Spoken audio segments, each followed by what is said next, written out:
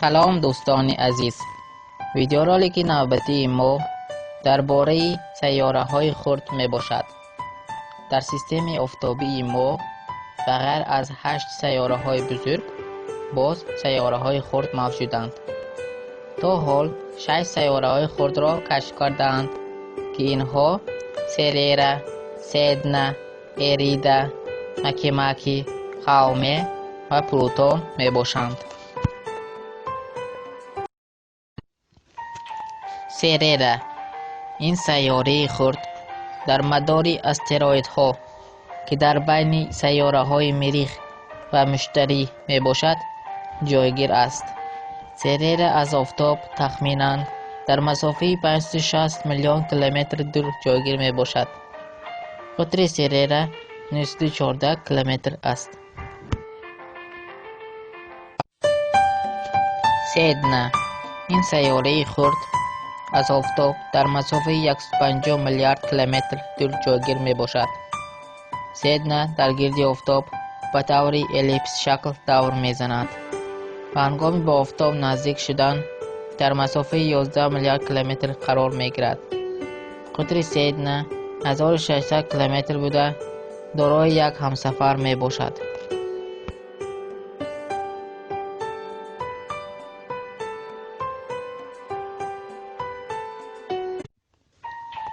اریده از آفتاب در مسافه 14 میلیارد کیلومتر دور جایگیر است. اریده در 58 سال زمین یک مرتبه گرد آفتاب را دور میزند. حرارت سطحی اریده -340 درجه می باشد. قطر اریده 2326 کیلومتر بوده دارای یک همسفر است.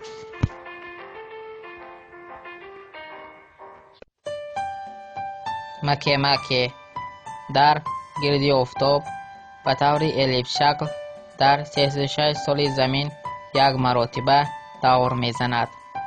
قطرش 1430 کیلومتر می باشد. مکیماکی دارای یک همسفر است.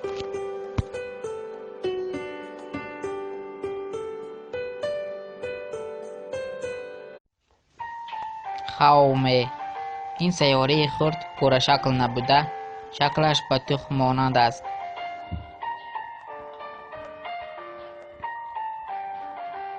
قطرش 1632 کیلومتر می باشد. خائومه دارای 2 همسفر است.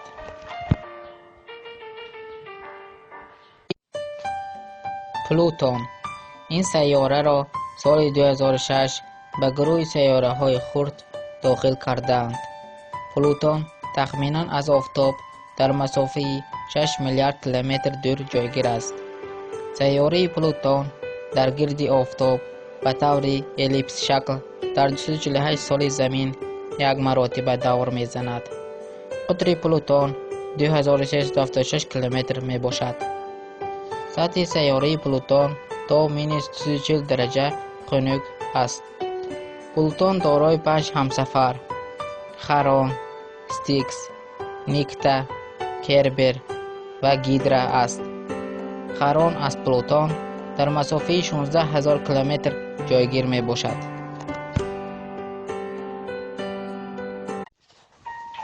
این بود یک چند معلومات درباره سیاره های خرد.